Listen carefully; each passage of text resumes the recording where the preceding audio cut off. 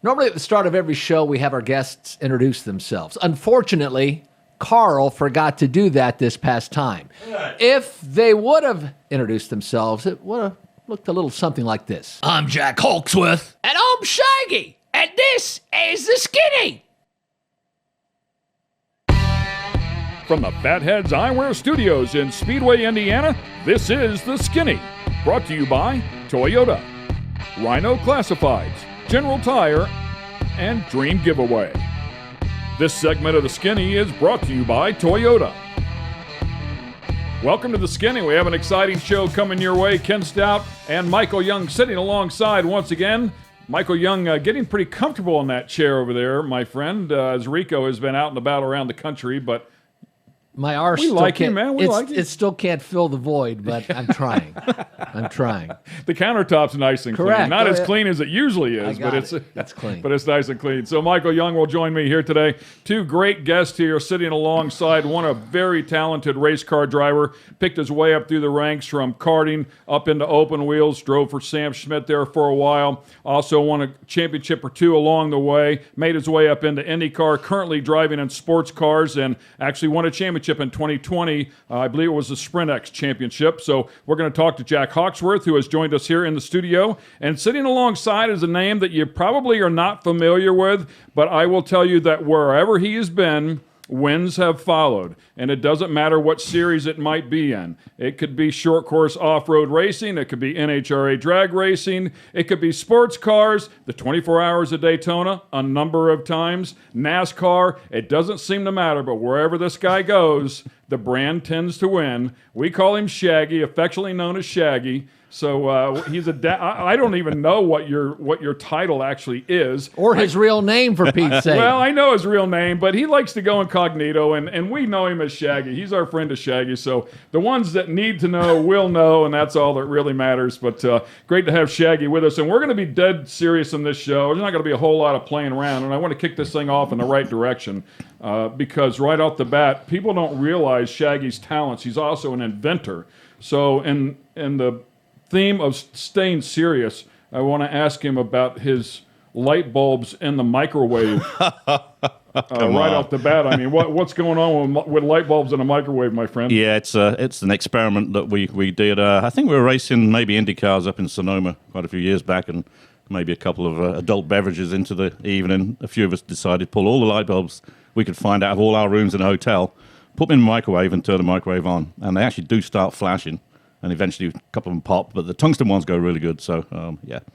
Not an invention, but certainly a lot of fun doing it. And it's on YouTube as well, you'll find it, yeah. So he's the Keith Moon of the Who in the racing world. He's the hotel room destroyer. Potentially. Potentially. He's invented a lot of things. I certainly am not aware of all of the inventions, but I think one of them is a leaf blower office chair, if I'm not mistaken. So he's spun that one around quite literally a couple of times. Shaggy's a lot of fun, man. He's a hoot. Hey, guys, thanks for joining us here. Yeah, good to see you, man. All of you. Yeah, cheers for having us. Looking forward to it. Should be good. So if you guys haven't watched Pinky Blinders yet, Jack is clearly one of the characters of Pinky Blinders. So if you struggle listening to these guys, we'll put it together. We had both of them on here, and I can understand Shaggy most of the time. So we put Shaggy right next to Jack. I actually find that a little bit offensive because I think Peaky Blinders is Birmingham area. Yeah. So, wow. Yeah, you got it wrong. Well, are they north. like Irish or Scots or are they They're English. They're English. They're English. Ozzy Osbourne style, yeah. All right, like Sharon! I will say, when Jack was running an IndyCar, I always thought it was great because I thought the world of Jack when he was running an open wheel, and I always would get deathly terrified when I interviewed him because I would ask a question and he'd get very in-depth with an answer, and then I'd start not understanding what he was saying. I'm like, my God, if I ask him another question and he's already answered it, what do I do? Yeah. So I had to dance around a little bit because sometimes when he gets comfortable, your accent to me was always the toughest out of anybody. Yeah, I think it's even worse when I'm at home. Like when I'm over here, I'm trying to speak clearly, but oh my God, you get me at home with a lot of Bradford lads and wouldn't understand the damn word I'm saying, I don't think. So yeah, I don't know, that northern twang. So what's interesting is the more I just got involved with the Ted Lasso show. So for me, that is my introduction to the world of not only football, but of the accent and everything. Is that true to your country, to England? I've actually not. I've heard a lot about the. You've Ted never Lasso. watched it either of but you. everybody keeps telling me. I've not seen it either, mate. No. But apparently really good, right? It's Like, a lot of people have fantastic told show. me, I yeah. started watching football, soccer, here in the States. You were good with football. Thank you. Yeah. And because of the show, boy. it's just been very interesting. The whole culture around football is interesting to me. And is it as passionate for you guys when you were growing up there? Was that something that football was it? Football is life? I mean, for me, growing up at school, yeah, that was, every time you had a, break or recess, or whatever you guys call it over here, it was, football in the playground, and everyone had their team, and if it was non-uniform day, you were turning up in Bradford City shirt. Bradford shirt. You were right there as well, first mate. time. You might have to cut that out, Carl. I'm not real sure if that was legal or not. Or Liverpool shirt or whatnot. So it was always big. It was always big back then. I mean, even today. I mean, I don't follow it as hardcore as I used to, but like everybody's got the team, and it's part of being born in England, I guess. Yeah, it is. Well, I went to a different type of school and area than Jack did, so we played rugby and cricket. But still a big football fan for sure, yeah. You must have gone to a posh school then if they were playing rugby and cricket. Well, not particularly posh school, no. That's all we could manage, but it was fun. Yeah, So, but so on an football, off note, I get rugby. Explain the cricket thing to me. The whole, it doesn't make a lot of it sense. can go on for 3 days. Right. Are you chasing crickets? Like, what do you hurt them? No, it's like you going baseball fishing with a them, or? That would be more exciting than cricket, in my opinion. it's like baseball with a flat bat. All right. But it lasts for 3 I might be days. able to hit the ball with a flat bat. Well, except the guy he takes about half-mile run-up before he throws the ball at you. He doesn't even have to bounce, and you just try and hit it or dodge it and not break anything. And you just run back and forth as many times as you can. Before the ball comes back and hits, it's kind of like baseball, yeah. Not even close. It takes 3 days. Simpler version. Simple, yeah. Okay. Help me out, the Jack. Like the Robin Williams skit on golf. And how many quick times do you cricket, though, do isn't that? there? One Like the time? 2020 No, or whatever it's 18 called. times. That must be new. I think there's like a one-day thing you can do with cricket, which doesn't take as long. Do you like cricket? I hate cricket. Yeah, no interest whatsoever. I'd rather watch paint dry, I think. So we had Jack Harvey on here, and we did a little research on him, and he comes from this little town where literally I think there was only 2 pubs, right? Two pubs. And Michael rattled off both of them, and as soon as he said the one pub, he's like, oh yeah. That's the one right there. That's where all my mates go. Whenever I go home, that's the one that I go to. So, did you guys come from a small town like that? Same way, just 1 or 2 local pubs in the small village. I don't know if it's a small town as Harvey, because Harvey's comes across a bit of a farmer to me. Like, I just imagine him with his flat cap and his shotgun. He's shooting clay pigeons and stuff, right? So I was from just outside of Bradford, which is a pretty big city. But yeah, we had kind of a local pub and whatnot, and then there was like the local nightclub. As soon as you turned 17, you were down in it. So, but maybe not quite as local as Jack, I don't think. He's definitely Lincoln. Lincoln, is he from? Lincoln. Something like that. Yeah. Yeah, middle of. Warm beer or cold beer? Well, yeah. I mean, when you were over there, I mean, Room temperature for the ales is the way you should do it. But I've been over here so long now that cold beers is the norm, and it makes sense. And going back over there and drinking warm beer is kind of a little bit, what the hell was that? but my town was Peterborough. I was brought up in Peterborough. And I would have to think that actually initiated just because there wasn't ice boxes or whatever back in the day. They just got used to drinking at room temperature. I think they were just too damn lazy, actually.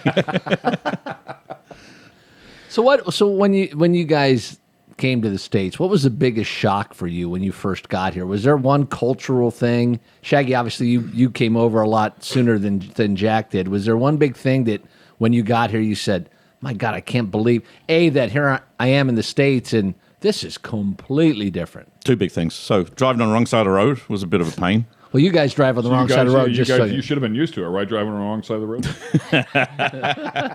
No, we drive on the right side of the road. And then the second thing is traffic lights in Texas. Okay, so I'm colorblind, red, green. And we go to a race in Texas. I'm driving the SUV with a whole track support crew in it. And they hang these traffic lights sideways. And I couldn't, of course, I know red's at the top and green's at the bottom. Had no clue. And almost put the whole of TRD's track support guys through the windshield. So that was my biggest concern. I got used to it in the end. But There's about more you? rental car stores yeah. and maybe around Daytona, Sure. but we'll talk about those another time. What about you, Jack, when you got here? Well, I mean, biggest thing is just how much space you guys have out here, right? Like, it's just, everything's so far apart. You have so much land. Coming from the UK, it's heavily populated. Everything is walking distance, and public transport, you can pretty much use it to get anywhere. I remember coming to the States for the first time and realizing you have to have a car out here. Yeah. There's no other way to get around. So just the sheer size of it, and I think that it's that's why you can. I think the racing and stuff is big out here in many ways because of there's places to do it. Do you know what I mean? Like it's you can have a racetrack because there's space for one. Same with like dirt bike tracks, all that kind of stuff. So just coming here and just the sheer size of the damn place compared to, I guess, Europe. And in the interest of fair reporting, you still live in the UK. Yeah, so I've kind of, I guess, gone between a little bit the last few years. So I did have a place in Charlotte last year. Obviously, when you had to come once you got here. You kind of had to stay here, right? You weren't going to go back and forth. Yeah, it was difficult, and there's always a risk, obviously, with going back. And are you going to get back in or not? And last year, especially, everything was so new and unknown at that point that it was a risk. Yeah. So I had a place last year. Here, and then this year I've not had a place in the US, but to be honest, I've spent so much time here. I've practically been a resident at the Homewood Suites in Concord this year. So I think next year I will get an apartment here again, but I've still got a place in England as well. So yeah, just kind of between both places really. I wouldn't really say I even have a home at the minute. It's just kind of living out of a suitcase. You're racing. Yeah, exactly. Chasing your dream. Exactly. You know what's interesting is you said the enormity of the United States, and I don't think about it because we have so many dirt tracks that you can drive 45 minutes anyway, see a dirt track. Indianapolis Motor Speedway's here. You can drive west and get to St. Louis, and they have gateways right there. We've got road courses in Watkins Glen. What is England like? Are there places that you can grow up? Is it all karting? Is there any dirt tracks? What's it like in England compared to the United States? There is, and I mean, I'm a big motocross guy, so I ride dirt bikes quite a lot. And I ask you about that. I noticed that on your Instagram. I love it, but so I always look at the US as like, for me, US is the home of dirt bikes, right? Like, and we have places to ride in England. And there's tracks where you can go practice usually it's on a Wednesday or Saturday or a Sunday. But like in the US, people can have a track in the back garden. You can build your own track, and there's space to do that. Whilst in England, like even if you had the land and you had the ability to be able to build a track, to get planning permission for it, and for it to be safe to the point where you could run bikes around there and not feel like somebody's going to break into your garage and steal everything is difficult to do. Whilst you come to the States and like these people have big ranches and all kinds of stuff, so. Plus, in England, you got Harvey shooting clay pigeons, so you might get shot. Exactly, got to be careful when you buy. I mean, does he even know the difference between clay and? So it's just you guys. From that perspective, I love the fact that in the US, it's easier to do stuff like that. Like you can have land and do stuff with it. I think in England, it's pretty difficult at the minute, and it's getting harder and harder. Obviously, with they're not making any more land, right? And it's only so big. The Brits have invaded the States, and also right here on The Skinny. We're going to take a quick break. We'll be right back on the other side.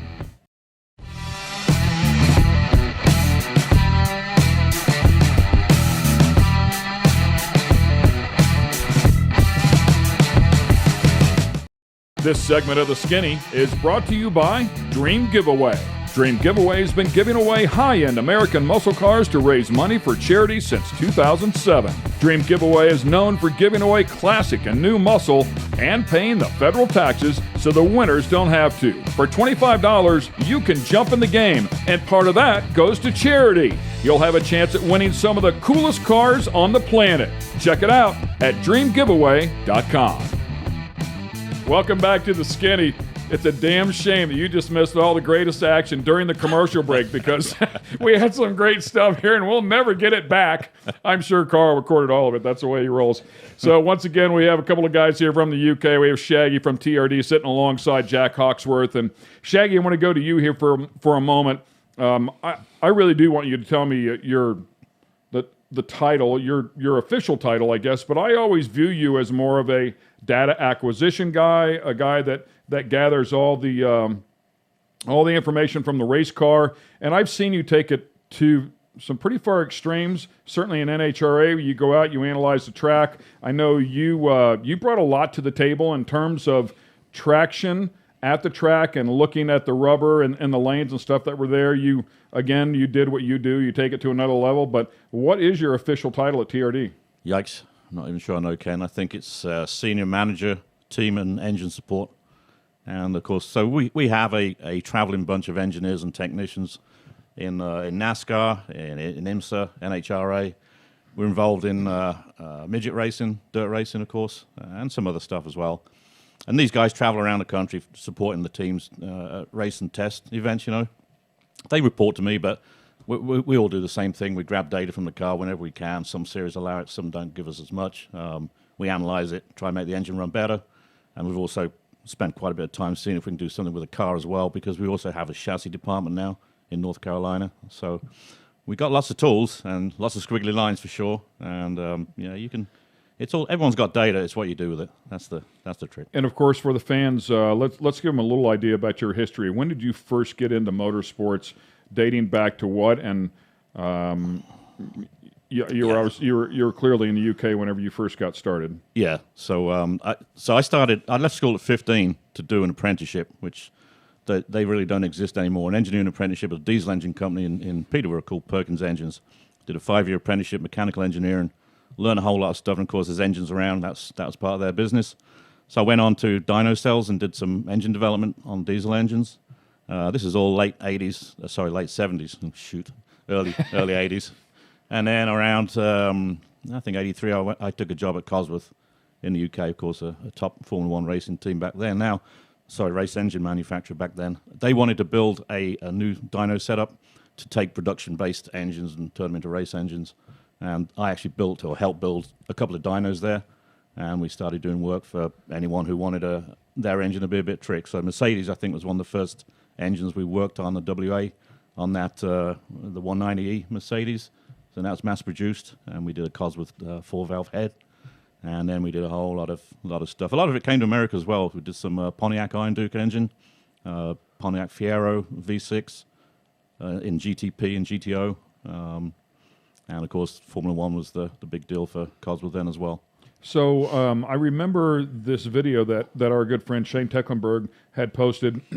He was working on one of the older F1 cars. Mm-hmm. I think it was a Cosworth power plant. Maybe incorrect on that. But it was one of the first turbos that had, I think it had adjustable vanes. Is that what he was working on? Yeah, probably, yeah. So that was the little 1.5 liter. Was that before V6. Or after you? No, that was, that was 84, 85. It was at the same so time I was you. there, yeah. I didn't have anything to do with that, the little butterfly deal, but it was kind of cool, yeah. That's when Keith Duckworth was forced to do a turbo engine when he just wanted to stick with a V8, normally aspirated. You've done so much. Did you realize what you were doing at the time? Was it just, obviously it was a labor of love, but as you're working your way through, as a young man, you're just scrapping, trying to move up the ladder. But right? when did you realize, hey, I've made it? I didn't. I don't think I have, actually. No one ever makes it. I enjoy it. It's a hobby more than anything, and they pay me for it, so it's great. But I've just been lucky to get involved in a whole load of good stuff, and certainly coming over here in the 90s to work with Toyota in the IndyCar program or Champ Car program was an absolute blast, because my first race was Michigan, the US 500, and I've never been to a big super speedway, and I stand there and watch these cars go by, and what year was that? I just can't believe it. So that'll be 97. Oh, yeah, it was a few years after that. I actually hosted that with Larry Rice on the international feed, but it probably wasn't till the early 2000s. That international feed was in Portuguese, if I remember correctly. You did a great which is job. why nobody yelled at me, because nobody could understand a word I was saying. So, how many years did they do the US 500? Yeah, that's a great question. The first one is the only one that I remember. That's the one Vassar 96, where they had the big shunt light start. coming on the start of the race is the one that I remember. So if another one happened, I remember that day because it was a pretty big deal. The split and the US 500 was happening before the Indy 500. So of course everybody is waiting for the waiting for the US 500 to start, and all eyes are on the TVs in the garage areas, and they had that massive crash. And I was like, "Oh my gosh!" Yeah, and I wasn't necessarily referring to the length of it. More, I was just referring more to Michigan. But, I didn't even think about that. Oh, it went on until 2000 at least, because Toyota ended up with Chip Ganassi and Montoya driving, and we won the US 500 in 2000 or 2001 maybe. He had a great scrap with Michael Andretti, if you remember that one, when we had a secret in our pocket and we didn't tell Chip Ganassi until the last 10 laps that he could use it, which is a certain position on the dash switch. and Montoya gets it down a gear and goes on and wins the race. How great was Montoya? Oh, as a driver, yeah, awesome. One of the best I've ever known. Off track? Yeah, I don't know him that well off track. Okay. That's fair. That's fair. Yeah, you've been in a lot of cool stuff all along the way. You were part of, you mentioned Ganassi. You were part of their 24-hour wins as well when they were running Lexus Power. Yeah, for sure. Yeah, they had good times back then, with the little Lexus engine. Yeah, we need to go back there and win again. How about this, Jack? That's the plan. This next year we'll trying, be doing aren't we? Yep, we are trying. Digging. Are you letting something out here on the skinny that we should, I mean, is there something? No, we're going to race the 24 hours again with Jack in January, yeah. And a DPI? We're going to race in IMSA, aren't we? Yeah, be in IMSA. IMSA series. And a DPI? No. That was a good diversion. I mean, you got a shot at being a politician, dude. Well, the RCF is obviously the main focus for the team and for the brand at the minute. So we've been trying the last 5 years really to win that race, and we kind of end of this year coming into we changed the team a little bit coming into this season, and I think we've got a really good base now to have a attack it next year, right? That's got to be the goal, try and win that race. And compare the 24. Is it what would you compare it to? Is it like the Indianapolis 500? Is you have to be at the right place at the right time? Is it attrition? What is it with that race? My opinion is I'd say it's different to Indy. I mean, a lot of stuff's different about it. The whole approach to the race, the whole build up to the race is different. The 500 for sure, you need to be in.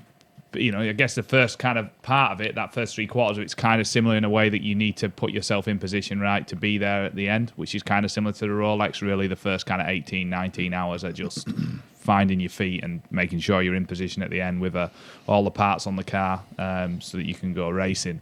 The difference, I would say, is that, like, a lot happens at Indy, but generally the faster cars will tend to move forward and the slower cars will go back, whilst at Daytona, especially with the way the rules are with safety cars and things like that, and with just so many cars out there and racing for so long, it really is, I think, just surviving and getting towards the end of the race becomes even more critical. I know you have outright performance. You have other drivers you drive with. Is it fatiguing mentally? I mean, you get to sleep, but is it still... You get out of the car, you get back in. Things obviously change day to night. Conditions can change. Yeah, it's amazing. Like, people ask me this a lot, but it's amazing what adrenaline does, right? So, of course, if you're up for 24, 36 hours or whatever it is when you do like a race like that, when you're out of the car, for sure, like, it can be, you feel drained. But the second you get back in the car, it's like a light switch and you feel great again. But the hardest, that is hard. The hard thing about Daytona or just endurance racing in general, like the longer races, is... for a driver anyway, you go from when you're doing your stints being in a hyper-focused situation where you're all in, just like you would be in an IndyCar race. You do an hour and a half, 2 hours in the car, but then you get out of the car, you stop, and then you have to, I guess, wait for the adrenaline to wear off, calm down and stuff again. Then you have to gear up again a few hours later to do another effectively IndyCar race, right? So it's the fact that you go out there in these long races and you effectively do the same distance as you would in like a sprint race or in a series with only one driver, and then you've been able to, I guess, take yourself away from the competitive element when you're out of the car, because at that point you can't help anymore, right? You're out, be able to switch off, relax, and then gear yourself up again to go later in the day. That side of it is mentally quite taxing, because a lot of guys who come into it initially, certainly I did, my first few endurance races, I would come out of the car and then I would want to sit on the pit stand and kind of watch what's going on. And really at that point you need to kind of take yourself away from it, relax and kind of gear yourself up to go again. But it's difficult. It's different in that regard. It's got to feel awkward for sure to just walk away from the team in the middle of a race and try to go relax and then come back and get inside the cars. So we'll take a quick break here. Once again, we'll be right back with some more questions for Two the Best. This segment of The Skinny has been brought to you by General Tire. It's more than just a slogan. Anywhere is possible with General Tire. General Tire's Grabber X3 Mud Terrain tire offers aggressive styling and is engineered for durability with innovative performance features that are ready to carry you through extreme mud, dirt, and rock-covered terrain. For extreme traction that's ready for anything and rugged styling to match, look no further than the Grabber X3. Make your anywhere possible by visiting GeneralTire.com today.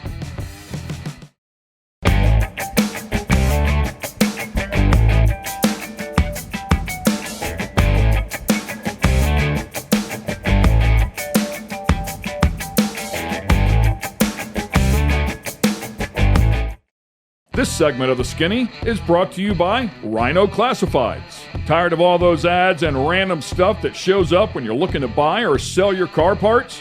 Rhino Classifieds was created just for you. Welcome to a streamlined buying and selling app created by racers for racers and race fans. Modified cars, classic cars, race cars, that special big block you need, the trailer to move your baby around the country in. We got you at rhino.co. Welcome back to The Skinny. We have a couple of great guys sitting here alongside of us. As a matter of fact, Jack Hawksworth busy kicking over cups here and spilling stuff all inside of the studio. Rico will love that. No stains, pal. Don't worry about it. And, of course, Shaggy sitting right alongside the track dude, Michael Young, as well. Will join me here. Hey, we were talking about the 24 Hours of Daytona, and we can... I don't want to focus on it. I mean, you gave us some great stuff, but I'm really curious if you could put it into percentages. And Shaggy, I'd really like your perspective on this as well. As we look at a young driver who's in there scrapping, in terms of percentages, how hard do you drive the car from lap 1 to the last lap? And then for you, Shaggy, what I would ask is, how hard do they drive the car from lap 1 to the last lap now in comparison to the early 2000s or mid 2000s? Did they have to back off a little bit more? Because it seems like a freaking full-on scrap from lap 1. Yeah, I mean, I guess from my perspective, the cars are so well built now, and everybody's on top of. They're so reliable, right? And that just means that everybody ends up.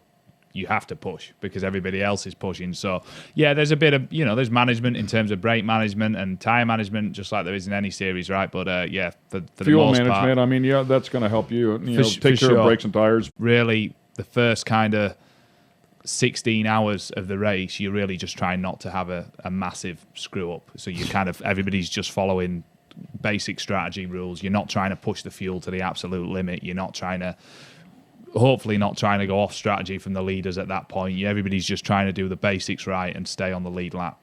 It's a bit different to Indy because at Indy it's only a 3-hour race, right? So you're already beginning to look at the end of the race as soon as the race has started. Daytona 24, I'd say you don't really start looking at that stuff, in my opinion, until you're kind of 16, 17 hours in. Gotcha. So Shag, how hard did they push them back in the day when you guys were winning these things? I mean, when Lexus and TRD started with in Grand Am, 2003, we did some testing, and the cars were just pure and reliable. There was a Fab car, Crawford and Riley's, and they wouldn't last a 24-hour race unless you nursed them. So they really weren't sprinting for the first 23 hours. If you got a car left at the end of that, off you go. By the time we won some championships there with Lexus in 2006, 7, and 8, with Chip Ganassi again, to me at least, looking at lap times, they're on it. I mean, we're not hanging around, we'll be all right next couple of hours. I think they're really on it. Now, for you, because you're a driver, you probably just feel like, this is 90%, when for most people it's probably 110. But right now, I think these 24-hour races, because the equipment can last, or should do, I think they're all sprint races pretty much. So give us some perspective. You're in the engine side of this thing. You have computer-generated dynos, and you literally put one of these engines on a dyno on a computer-simulated Daytona track, if you will, or any track for that matter, and that computer will run that engine through upshifts and downshifts for 24 hours. We have done, yeah. We don't need to do it every year. Once we've got, we don't change the engine; it's homologated. So we did do that initially with this engine, and it's an AVL dyno. It takes the actual data from the car and basically back reverses it and runs the engine. The motors drive it when it needs to, and obviously the engine drives the dyno when it needs to, and 24 hours, and I don't know, quite a lot of fuel as well goes through these things. And then obviously you tear it apart whenever you're done, and you take you analyze what's going on in there, and make better whatever needs to be better, and leave everything else alone. Fix problems is a deal, and unfortunately you don't find a problem until the racetrack. There's something about it. The dyno doesn't get shaken around and stuff. It's all different. The dyno's all controlled cooling system. The car, someone's got to fill it up and cap it. Well, and the engine's part of the chassis, right? I mean, so it's tweaking and feeling stress. So it's a whole different deal. But, dynos are still good. Hey, Jack, when you're racing a race like the 24, I just thought of this, and I've watched the race for decades now. When you're racing at night. Because you're so old. Because I'm so old, and you're still racing at night, and it rains, or you're racing at night.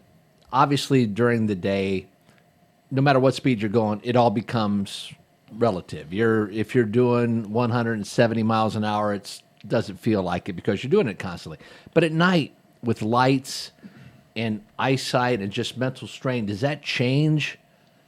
It's got to be difficult, at least for me, especially if it would rain and you've got lights and you're driving, hitting your brake points. How difficult does that become? I think rain is a much bigger thing than dark, especially somewhere like Daytona. It's quite well lit, and we get to practice in there in the dark before we race. So the drivers are all pretty accustomed to that. And to your point about it being kind of, the speed being relative in the daylight, once you drive enough at night, it kind of becomes relative as well. Where it becomes very difficult is if you, like you say, if you get some rain at night when already visibility is not quite as good as it was in the daytime, especially at Daytona. Nighttime is still a long way from the end of the race, so if you're out there, you obviously want to keep running at a decent pace. You don't want to give up huge track position, but also as soon as it starts raining, risk management definitely comes into it, right? You don't want to be the guy who throws it off middle of the night and wrecks the race, but at the same time, you also got to maintain a reasonable pace to get through the night and still be on the lead lap. So it's just risk management. That whole race, throughout the whole race, depending on the conditions, depending on the time of the race, your whole mindset changes. Like the risks you take with other cars, when you follow in, when you're being passed or whatever, your mindset completely changes. Like you're never going to make the same decision 12 hours into a 24-hour race as you would 23 hours in. Well, you shouldn't do anyway. I mean, some people still do, but you should be, your mindset should be evolving throughout the race, depending on conditions, depending on time to go, to strategically get to the end and be in position. That's amazing, because in my mind, I'd be like afraid there'd be a deer or some drunk guy from Oklahoma running across the track, and I'd always be like, I know you said Oklahoma. When you said deer, I thought of Road America right away. But there you go. Daytona, definitely a drunk guy running across the track. Yeah, Daytona drunk guy, Road America deer. That's how that one works. I want to piggyback. Great question, by the way, Michael. I want to piggyback off of that because all three of us, and maybe Michael was there as well, a couple of years ago, it got pretty cold. I mean, it was vicious cold, actually. I want to say down upper 30s, lower 40s, somewhere in there. DPI cars with the massive tires on them. I mean, they could barely get off pit out. I mean, just no grip on them. I was actually spotting for one of the GTD teams, and I was spotting for Shaggy, and I said, "What the hell's up with your drivers?" He hit us right square in the ass going into the East Horseshoe, but. It's because your cars could stop so freaking good and ours didn't. That was a Lamborghini you were spotting for, wasn't it? Yeah. The car was very good, but boy, it did not stop like the Lexus stopped. But nonetheless, whenever you throw in, he talked about nighttime and rain. You brought that into the equation. Talk to me about nighttime rain, and it gets cold as well. I mean, it's just a whole different animal. Yeah, I mean, the track conditions when the temperature goes down, especially when you're on cold tires leaving pit lane, we don't have tire warmers like some of the European series. We go out there on stone cold tires, so if it starts to drop into the 40s at night, then that's pit lane exit's very treacherous.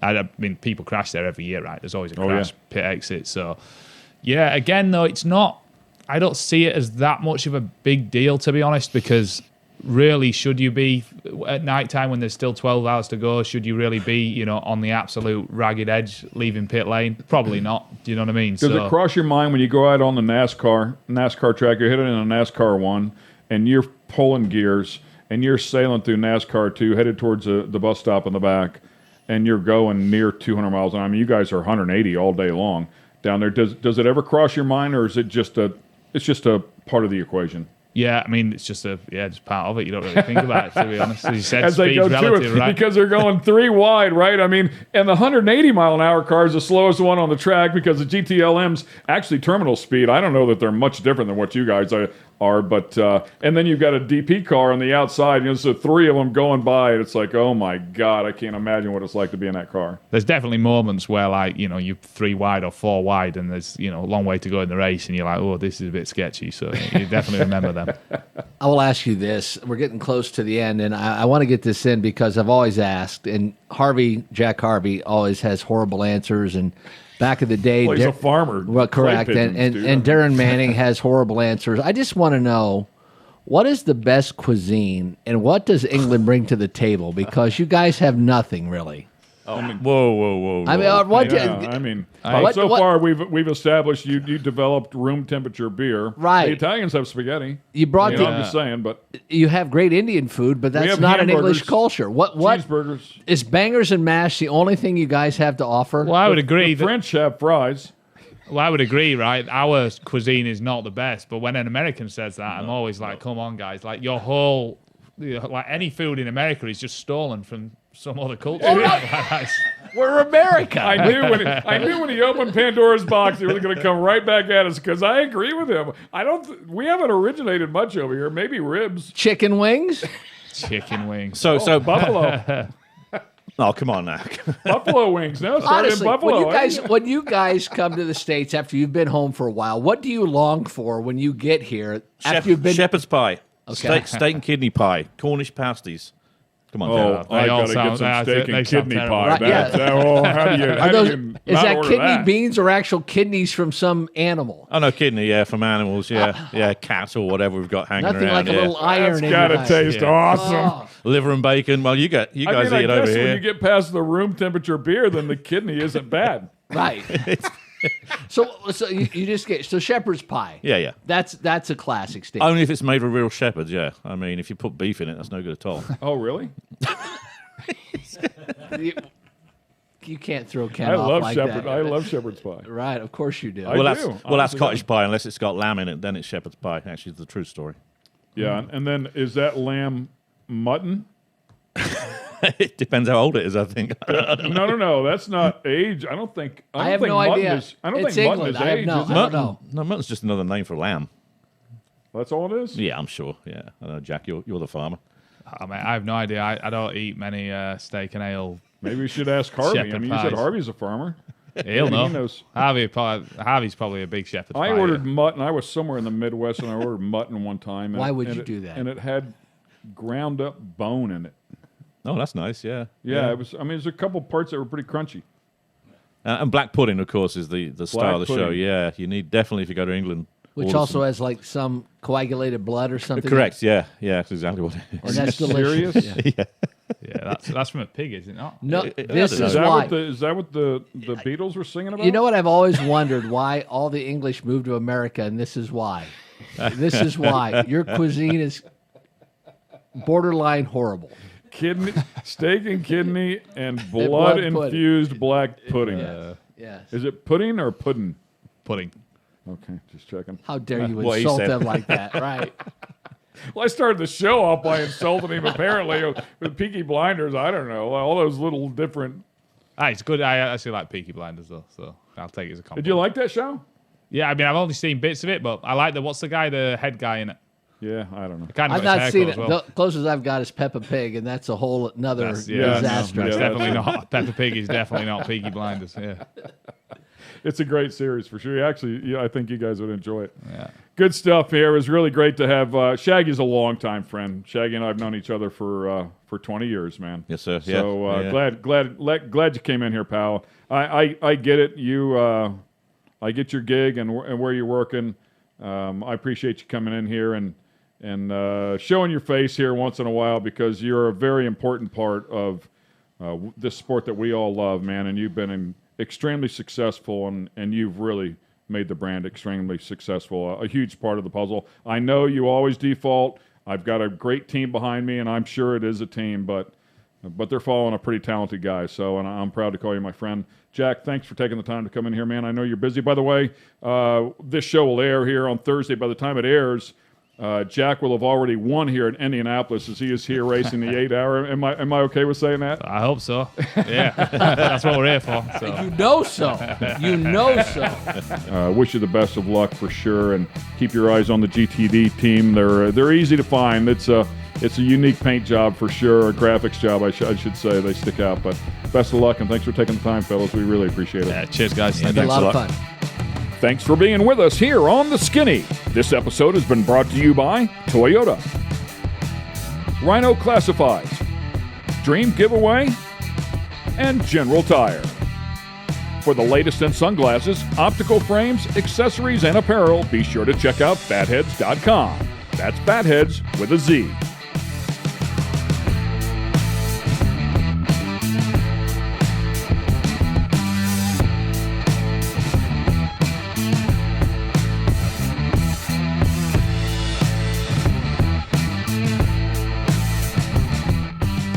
Production facilities provided by Fatheadz Eyewear Studios. All rights reserved.